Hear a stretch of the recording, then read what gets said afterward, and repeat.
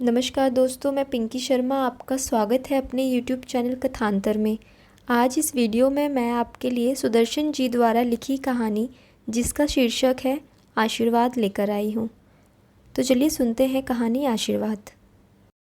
लाजवंती के यहाँ कई पुत्र पैदा हुए, मगर सबके सब बचपन में ही मर गए। आखिरी पुत्र हेमराज उसके जीवन का सहारा था। उसका मुंह देखकर वह पहले बच्चों की मौत का गम भूल जाती थी। यद्यपि हेमराज का रंग रूप साधारण देहाती बालकों का सा ही था, मगर लाजवंती उसे सबसे सुंदर समझती थी। मातृ वात्सल्य ने आंखों को धोखे में डाल दिया था। लाजवंती को उसकी इतनी चिंता थी कि दिन रात उसे छाती से लगाए फिरती थी, मानो वह कोई दीपक हो जिसे बुझाने के लिए हवा के तेज झोंके बार बार आक्रमण कर रहे हों। वह उसे छिपा छिपा कर रखती थी, कहीं उसे किसी की नज़र न लग जाए। गांव के लड़के खेतों में खेलते फिरते हैं, मगर लाजवंती हेमराज को घर से बाहर न निकलने देती थी, और कभी निकल भी जाता तो घबरा कर ढूंढने लग जाती थी। गांव की स्त्रियां कहती, हमारे भी तो लड़के हैं, तू जरा सी बात में यूं पागल क्यों हो जाती है। लाजवंती यह सुनती तो उसकी आंखों में आंसू लहराने लगते। भर्राए हुए स्वर से उत्तर देती, क्या कहूँ, मेरा जी डर जाता है। इस समय उसे अपने मरे हुए पुत्र याद आ जाते थे, मगर इतना सावधान रहने पर भी हेमराज बुरी नज़र से न बच सका। प्रातःकाल था, लाजवंती दूध दूह रही थी। इतने में हेमराज जागा और मुंह फुलाकर बोला, माँ। आवाज में उदासी थी। लाजवंती के हाथ से बर्तन गिर गया। दौड़ती हुई हेमराज के पास पहुंची और प्यार से उसके सिर पर हाथ फेर कर बोली, क्यों हेम, क्या है बेटा? घबराया हुआ क्यों है तू? इस तरह क्यों बोलता है तू? हेमराज रुक रुक कर बोला, सिर में दर्द हो रहा है, बहुत दर्द हो रहा है। बात साधारण थी, लेकिन लाजवंती का नारी हृदय कांप गया। यही ऋतु थी जब उसका पहला पुत्र मदन मरा था। वह भी इसी तरह बीमार हुआ था। लाजवंती को अपने पैरों के नीचे से धरती खिसकती सी मालूम होने लगी। जिस तरह विद्यार्थी एक बार फेल होकर दूसरी बार परीक्षा में बैठने से घबराता है, उसी प्रकार हेमराज के सिर दर्द से लाजवंती व्याकुल हो गई। गांव में दुर्गादास वैद्य अच्छे अनुभवी वैद्य थे। लोग उन्हें लूकमान समझते थे। सैकड़ों रोगी उनके हाथों से स्वस्थ होते थे। आसपास के गांवों में भी उनका बड़ा नाम था। लाजवंती उड़ती हुई उनके पास पहुंची। वैद्य जी बैठे हुए एक पुराना साप्ताहिक समाचार पत्र पढ़ रहे थे। लाजवंती को देखते ही उन्होंने पत्र हाथ से रख दिया और आंखों से ऐनक उतारकर बोले, क्यों बेटी, क्या बात है? लाजवंती ने चिंतित सी होकर उत्तर दिया, हेम बीमार है। वैद्य जी ने सहानुभूति के साथ पूछा, कब से? आज ही से, कहता है सिर में दर्द है। बुखार तो नहीं है? मालूम तो नहीं होता, आप चलकर देख लेते तो अच्छा होता। वैद्य जी का मनोरथ सिद्ध हो गया। उन्होंने जल्दी से कपड़े बदले और लाजवंती के साथ हो लिए। जाकर देखा तो हेमराज बुखार से बेसुध पड़ा था। वैद्य जी ने नाड़ी देखी, माथे पर हाथ रखा और फिर कहा, चिंता की कोई बात नहीं, दवा देता हूँ, बुखार उतर जाएगा। लाजवंती के डूबे हुए हृदय को सहारा मिल गया। उसने दुपट्टे के आंचल से अठन्नी निकाली और वैद्य जी को भेंट कर दी। वैद्य जी ने मुंह से नहीं नहीं कहा, लेकिन हाथों ने मुंह का साथ न दिया। उन्होंने पैसे ले लिए। कई दिन बीत गए, हेमराज का बुखार नहीं उतरता। वैद्य जी ने कई दवाइयाँ बदली, परंतु किसी ने अपना सिर नहीं दिखाया। लाजवंती की चिंता बढ़ने लगी। वह रात रात भर उसके सिरहाने बैठी रहती थी। लोग आते और धीरज दे देकर चले जाते थे, किंतु लाजवंती का मन उनकी बातों की ओर न दौड़ता था। वह डरी डरी रहती और अपने मन की पूरी शक्ति से होम की सेवा में लगी रहती थी। एक दिन उसने वैद्य से पूछा, हकीम जी, आखिर क्या बात है जो ये बुखार उतरने का नाम नहीं लेता? वैद्य जी ने उत्तर दिया, मियादी बुखार है। लाजवंती चौंक पड़ी। उसने तड़प कर पूछा, मियादी बुखार क्या? अपनी मियाद पूरी करके उतरेगा। पर कब तक उतरेगा? 21वें दिन उतरेगा, इससे पहले नहीं उतर सकता। आज 11 दिन तो हो गए हैं। बस 10 दिन और रह गए, किसी तरह ये दिन निकाल लो, भगवान भला करेगा। लाजवंती का माथा ठनका, हिचकिचाते हुए पूछा, कोई अंदेशा तो नहीं? सच सच बता दीजिए। वैद्य जी थोड़ी देर चुप रहे। इस समय वे सोच रहे थे कि उसे सच सच बताएं या नहीं। फिर बोले, देखो बुखार सख्त है, हानिकारक भी हो सकता है। मेरी सम्मति में हेम के पिता को बुलवा लो। लाजवंती सहम गई। रेत के स्थलों को मीठे जल की नदी समझकर जब हरिण पास पहुंचकर देखता है कि नदी अभी तक उतनी ही दूर है, तो जो दशा उसके मन की होती है वही दशा इस समय लाजवंती की हुई। उसे आशा नहीं, निश्चय हो गया था कि हेम एक आध दिन में ठीक हो जाएगा। उसी तरह खेलता फिरेगा, उसी तरह नाचता फिरेगा। माँ देखेगी, खुश होगी, लोग बधाइयाँ देंगे। मगर वैद्य की बात सुनकर उसका दिल बैठ गया। उसका पति रामलाल सचदेव मुल्तान में नौकर था। उसने उसे पत्र लिखा। वह तीसरे दिन पहुंच गया। इलाज दुगनी सावधानी से होने लगा, यहाँ तक कि 10 दिन और बीत गए। अब 21वां दिन सिर पर था। लाजवंती और रामलाल दोनों घबरा गए। हेम की देह अभी तक आग की तरह तप रही थी। सोचने लगे, क्या बुखार एकाएक उतरेगा? वैद्य ने आकर नाड़ी देखी तो घबरा कर बोले, आज की रात बड़ी भयानक है, सावधान रहना, बुखार एकाएक उतरेगा। लाजवंती और रामलाल दोनों के प्राण सूख गए। वैद्य के शब्द किसी आने वाले भय की पूर्व सूचना थे। रामलाल दवाएं संभाल कर बेटे के सिरहाने बैठ गए, परंतु लाजवंती के हृदय को कल न थी। उसने संध्या समय थाल में घी के दीपक जलाए और मंदिर की ओर चली। इस समय उसे आशा अपनी पूरी जीवन सामग्री के साथ सामने नाच करती हुई दिखाई दी। लाजवंती अनन्य भाव से मंदिर में पहुंची और देवी के सामने गिरकर देर तक रोती रही। जब थककर उसने सिर उठाया तो उसका मुखमंडल शांत था, जैसे तूफान के बाद समुद्र शांत हो जाता है। उसको ऐसा मालूम हुआ जैसे कोई दिव्य शक्ति उसके कान में कह रही है कि तूने आंसू बहाकर देवी के पाषाण हृदय को पिघला दिया है। परंतु उसने इतने ही पर संतोष न किया। मातृ स्नेह ने भय को चरम सीमा पर पहुंचा दिया था।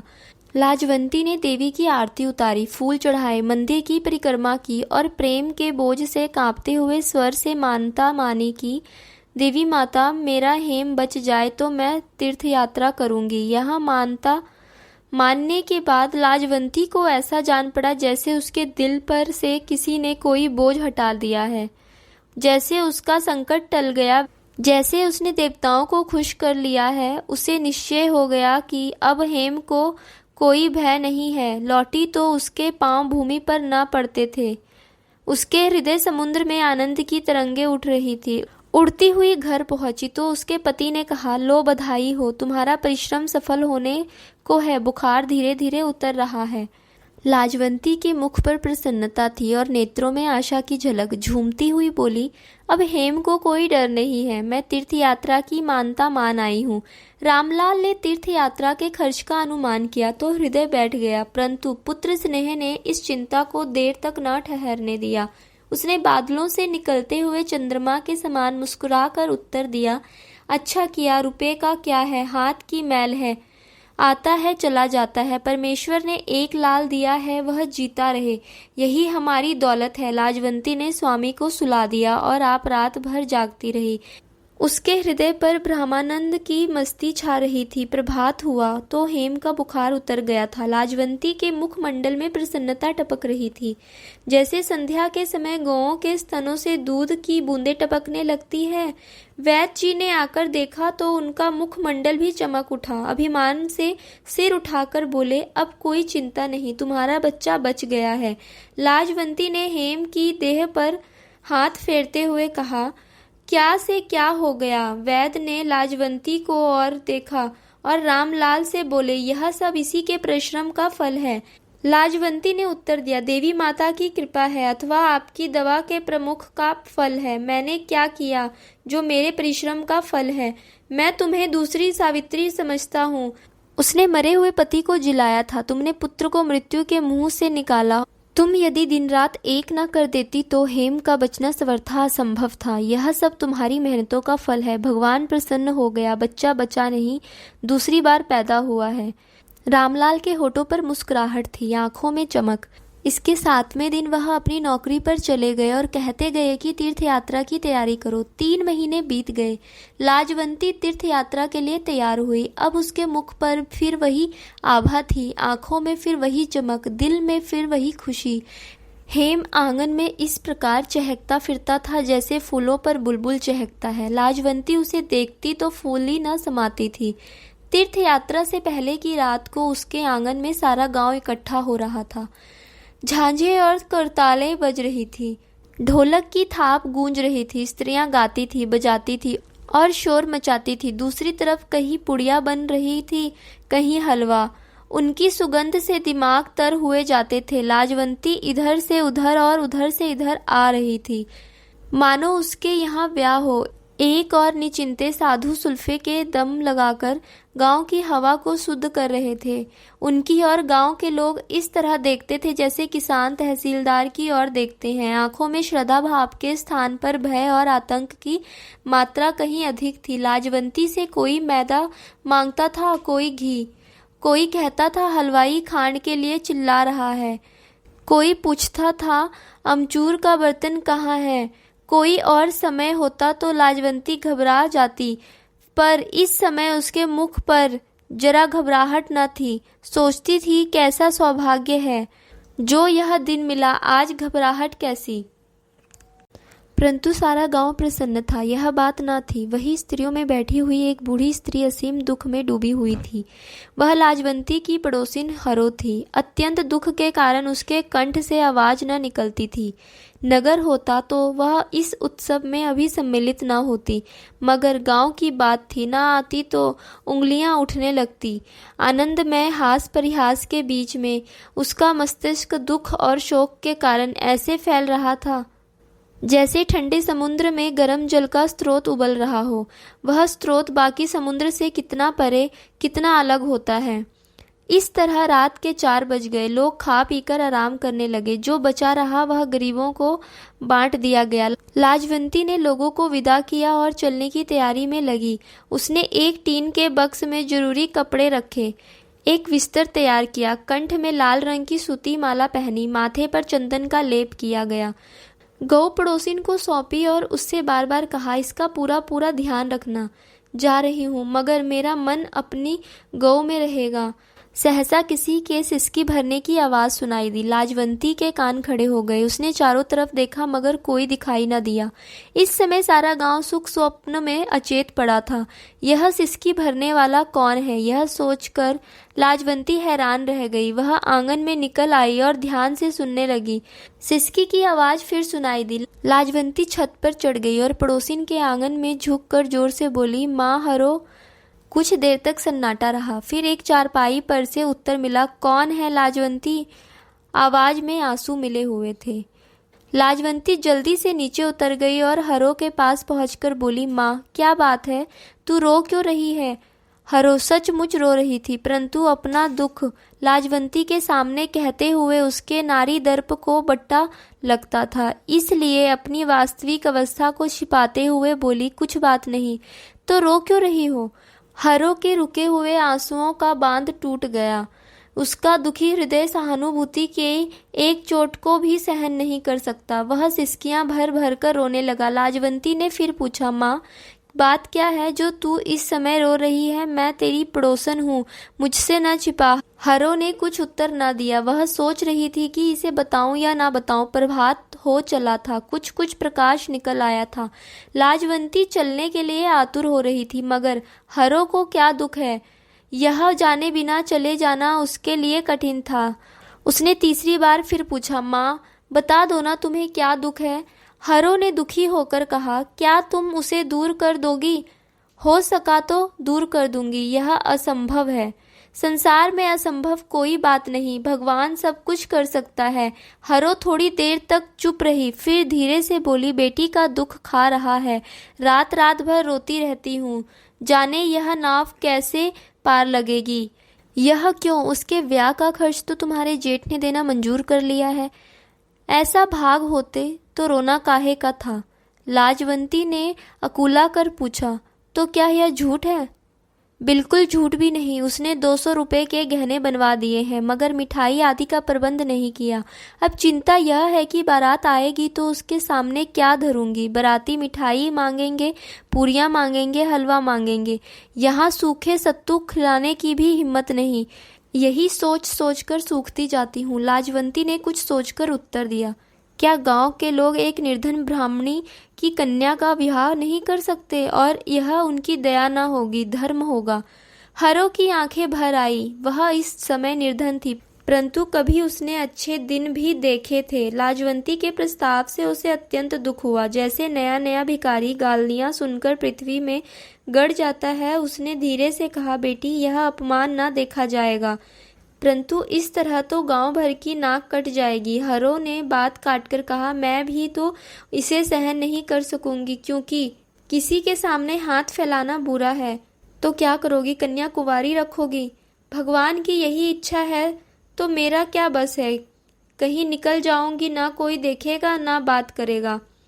लाजवंती ब्राह्मणी की करुणाजनक अवस्था देखकर कांप गई। उसे ऐसा मालूम हुआ जैसे कोई कह रहा है कि अगर यह हो गया तो ईश्वर का कोप गांव भर को जलाकर खाक कर देगा। लाजवंती अपने आप को भूल गई। उसका हृदय दुख से पानी पानी हो गया। उसने जोश से कहा, चिंता ना करो, तुम्हारा यह संकट मैं दूर कर दूंगी। तेरी बेटी का ब्याह होगा और बारात के लोगों को मिठाई मिलेगी। तेरी बेटी तेरी ही बेटी नहीं, मेरी भी है। हरो ने वह सुना जिसकी उसे इच्छा थी, परंतु आशा न थी। उसके नेत्रों में कृतज्ञता से आंसू छलकने लगे। लाजवंती तीर्थ यात्रा के लिए अधीर हो रही थी। वह सोचती थी, हरिद्वार, मथुरा, वृंदावन के मंदिरों को देखकर हृदय कली की तरह खिल जाएगा। मगर जो आनंद उसे इस समय प्राप्त हुआ वह उस कल्पित आनंद की अपेक्षा कहीं अधिक बढ़ चढ़कर था। वह दौड़ती हुई अपने घर गई और संदूक से 200 रुपये लाकर हरो के सामने ढेर कर दिए। यह रुपये जमा करते समय वह प्रसन्न हुई थी, पर उन्हें देते समय उससे भी अधिक प्रसन्न हुई। जो सुख त्याग में है वह ग्रहण में कहाँ। लाजवंती के तीर्थ यात्रा का विचार छोड़ देने पर सारे गांव में आग सी लग गई। लोग कहते थे, लाजवंती ने बहुत बुरा किया, देवी माता का क्रोध उसे नष्ट कर देगा। स्त्रियां कहती थी, किस शेखी पर रात को रतजगा किया था, 60-70 रुपए खर्च हो गए, अब घर में बैठ गई है। नहीं जाना था तो इस दिखाव की क्या आवश्यकता थी। कोई कहती थी, देवी देवताओं के साथ यह हंसी मजाक अच्छी नहीं, ले देकर एक लड़का है, उसकी खैर मनाए। जो बूढ़ी थी वे माला की गुरिया फेरते फेरते बोली, कलजुग का पहरा है, जो ना हो जाए सो थोड़ा। ऐसा तो आज तक नहीं सुना था। आज तक सुनते थे आदमी आदमी से बात करके बदल जाते हैं, अब देवताओं से बात करके भी बदलने लगे। पर असली भेद का किसी को भी पता न था। धीरे धीरे यह बातें लाजवंती के कानों तक भी जा पहुंची। पहले तो उसने उनकी कुछ परवाह नहीं की, एक कान से सुना दूसरे कान से निकाल दिया। परंतु जब सब और यही चर्चा और यही बात सुनी तो उसका चित्त भी डावाडोल होने लगा। हवा ने झक्कड़ का रूप धारण कर लिया था। अब मुसाफिर घबराने लगा, अब उसका मन डोलने लगा। लाजवंती सोचती थी, मैंने बुरा क्या किया। एक गरीब ब्राह्मणी की बेटी के विवाह में सहायता देना क्या देवी को पसंद नहीं? और मैंने तीर्थ यात्रा का विचार छोड़ नहीं दिया, केवल कुछ काल के लिए स्थगित किया है। इस पर देवी देवता गुस्से क्यों होने लगे? मगर दूसरा विचार उठता है कि मैंने सचमुच भूल की। देवी देवताओं की भेंट किसी आदमी को देना अपराध नहीं तो और क्या है। यह विचार आते ही उसका कलेजा कांप जाता और हेम के विषय में भयानक संशय उत्पन्न होने लग जाते। संसार बुराइयों पर पछताता है, लाजवंती भलाई पर पछता रही थी। दिन का चैन उड़ गया, रात की नींद हराम हो गई। उसे वहम हो गया कि हेम कुशल नहीं है। उसे खेलता देखती तो उसके हृदय पर कटारियां चल जाती थी, बुरे बुरे विचार आते थे, जी डरता था, हिम्मत कांपती थी। इसी तरह कई दिन बीत गए। गांव में चहल पहल दिखाई देने लगी। हलवाई की दुकान पर मिठाइयाँ तैयार होने लगी। गांव की कुंवारी कन्याओं के हाथों में मेहंदी रची हुई थी। रात के 12-12 बजे तक हरों की छत पर ढोलक बजती रहती और स्त्रियों के देहाती गीतों से सारा गांव गूंजता रहता। एक वह दिन था जब लाजवंती प्रसन्न थी और हरो दुखी थी। आज हरो के यहाँ चहल पहल थी, मगर लाजवंती के यहाँ उदासी बरस रही थी। समय के फेर ने काया पलट कर दी थी। रात का समय था, मंदिर में घंटे बज रहे थे। लाजवंती ने पूजा का थाल उठाया और पूजा के लिए चली, मगर दरवाजे पर पहुंचकर पांव रुक गए। उसे ऐसा प्रतीत हुआ मानो देवी की मूर्ति उसे दंड देने के लिए नेत्र लाल किए खड़ी है। लाजवंती का कलेजा धड़कने लगा। वह डरकर दरवाजे पर बैठ गई और रोने लगी। जिस प्रकार दुर्बल विद्यार्थी को परीक्षा के कमरे में जाने का साहस नहीं होता, पांव आगे रखता है, दिल पीछे रह जाता है। सहसा उसे ऐसा प्रतीत हुआ जैसे कोई प्रार्थना कर रहा है। लाजवंती का रोम रोम कान बन गया। उसे निश्चय हो गया कि इस प्रार्थना का अवश्य ही उसके साथ संबंध है, और वह गलती पर न थी। कोई कह रहा था, देवी माता उसे सदा सुहागिन बनाओ, उसके बेटे को चिरंजीव रखो। उसने एक असहाय ब्राह्मणी का मान रखा, तुम उसको इसका फल दो, उसके बेटे और पति का बाल भी बांका ना हो। यह एक बूढ़ी ब्राह्मणी की प्रार्थना है, इसे सुनो और स्वीकार करो। जिस तरह उसने मेरा कलेजा ठंडा किया है, उसी तरह उसका भी कलेजा ठंडा रखो। यह ब्राह्मणी हरो थी। लाजवंती के रोम रोम में हर्ष की लहर दौड़ गई। उसके सारे संदेह धुएं के बादलों की तरह तितर बितर हो गए। वह रोते हुए आगे बढ़ी और बूढ़ी ब्राह्मणी के पैरों से लिपट गई। रात को स्वप्न में वह फिर देवी सम्मुख थी। एकाएक देवी की मूर्ति ने अपने सिंहासन से नीचे उतरकर लाजवंती को गले से लगा लिया और कहा, तूने एक गरीब की सेवा की है, गोया मेरी सेवा की है। मैं तुझसे खुश हूँ, तेरे काम से खुश हूँ। लोग तीर्थ यात्रा करते हैं, तूने महातीर्थ यात्रा की है। सेवा तीर्थ यात्रा से बढ़कर है। लाजवंती की आंख खुल गई। इस समय उसे ऐसी प्रसन्नता प्राप्त हुई जैसी आज तक कभी न हुई थी। आज उसने पूजा का रहस्य पा लिया था। दोस्तों, मैं उम्मीद करती हूँ यह कहानी आपको पसंद आई होगी। इस वीडियो को लाइक कीजिए, दोस्तों में शेयर कीजिए और इस चैनल को सब्सक्राइब कीजिए।